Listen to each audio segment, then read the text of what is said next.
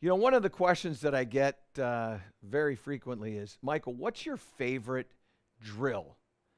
And my response is, well, okay, well, what are you working on? Because my favorite drill tends to be solving a problem. Well, most of you struggle with getting the proper sequence. Most of you don't quite understand how to use the ground, how to start the downswing with the lower body. And as a result, you don't really maximize distance, and you get a lot of inconsistencies. And sometimes you just stumble into a great rhythm and a great feel on a given day, and you go, why can't I do that every day? Or you'll get this shot where you hit a really good shot, and you'll hit it and go, wow, that was great. And then you turn to your friend and go, what did I do? Well, you know what you probably did? You probably had the right sequence. So I want to give you my favorite drill for proper sequence. Don't forget to like and subscribe to the channel. Tell your friends about what we've got going on over here. So here's my favorite drill for proper sequence. And this is a drill, frankly, that regardless of your ability level, scratch handicap or north of it, doesn't matter. This will help you improve. What you want to do is you want to get a feeling in your golf swing that your lower body is starting the downswing before your upper body is going. Now, you've seen this drill done a million times, but in many cases, you don't necessarily do it consistently. You don't necessarily do it right. What I want you to do is this. You've seen this drill done where people will step up with their feet like this, they'll step back like this, lift this up, and then come through and hit the golf ball. I like that drill. That's not my favorite, but I like that drill.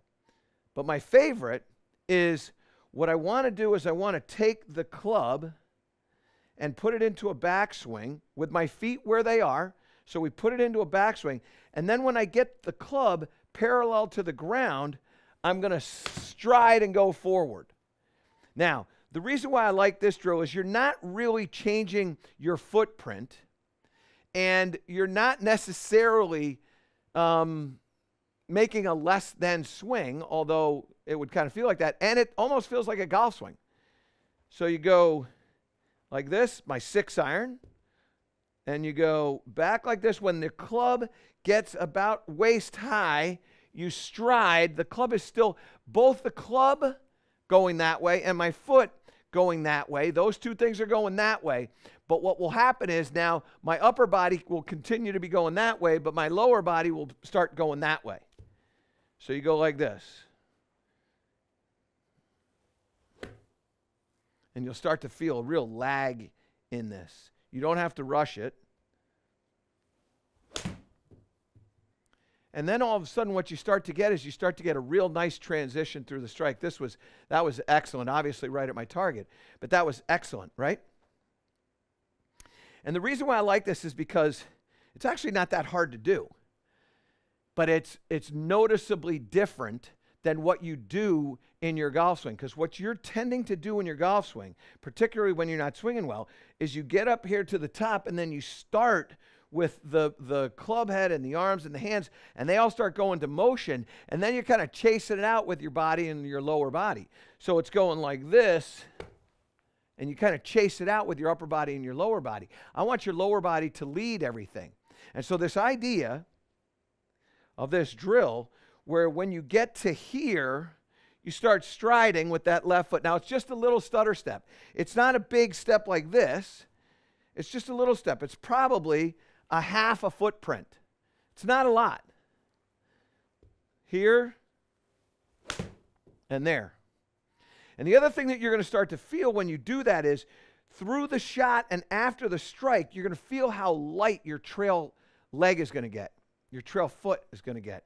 Because when you're going this way, now you're moving body weight towards the target. Many times you don't do that when you're hitting the golf ball. Halfway. Well, I tell you what, when I do this, I got to record this because I got to show you this lag that is created from this. It's very, very different. Let's do this one more time. Watch the lag that I get in this. The benefits of this drill. And it's a fun drill to do, by the way.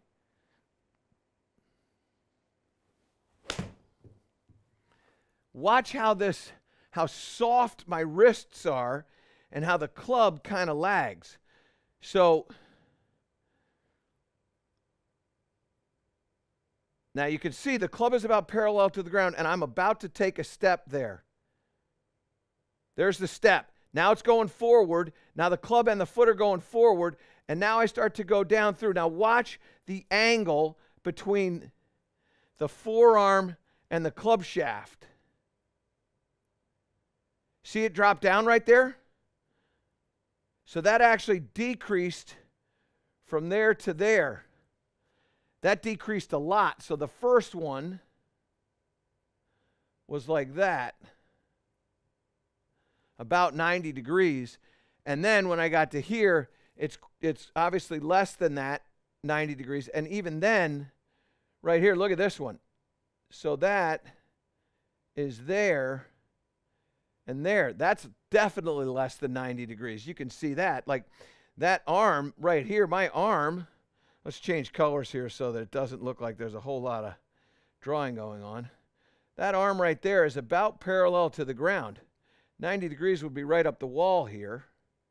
That's that. That yellow line, this third one right there, is inside of that. That's really good. So then first touch is going to be extremely good. There's first touch. So let's see what that angle is at first touch. That's 20 degrees. I'm normally going to be like in the 16, 17, 18 degree spot with my 6-iron. That's 20. That's pretty significant for me there. And then the club comes in with a good shaft lean to it. So now, let's just set this up. I'll trim this up. This is, working with the V1 is so simple. All right, now trimmed up. Now watch the lag that takes place. In fact, you know what I'm going to do is I'm going to slow that down there for you a little bit. We'll put it up there. Watch how this club's going to go back. I'm going to do a little stride. So club moves back, foot is stepping up. Now I start going a little bit forward, lower body keens in. Look at that lag that's created in there.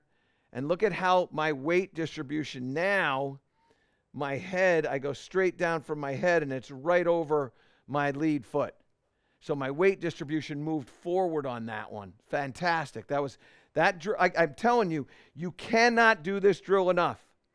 Because when you start to do this and you get that feel, now you put it into your golf swing. So you take a practice swing, and this is another reason why I love this drill. You can do this when you're on the golf course. So you get in here like this and you go like that, and now you get into the golf ball. I'm going to feel like I'm doing the exact same thing here. I just murdered that. I mean, that thing was absolutely destroyed. Look at this information.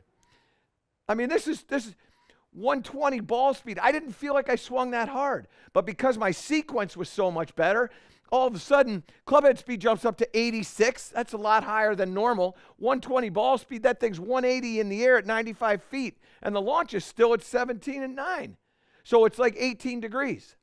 Everything good there. You want to get better. I'm telling you, you got to do things consistently. And if you want to hit the ball farther and you want to understand proper sequence, you've got to do this drill consistently. It might be a little bit difficult for you at the beginning, I don't know. But what I can tell you is regardless of your handicap, wherever you are, this drill will help you improve. You will hit the ball farther, you will hit it more consistently, you'll have much better balance, and you'll enjoy the game a whole lot more. To improve all parts of your game, subscribe to my channel and click the link below.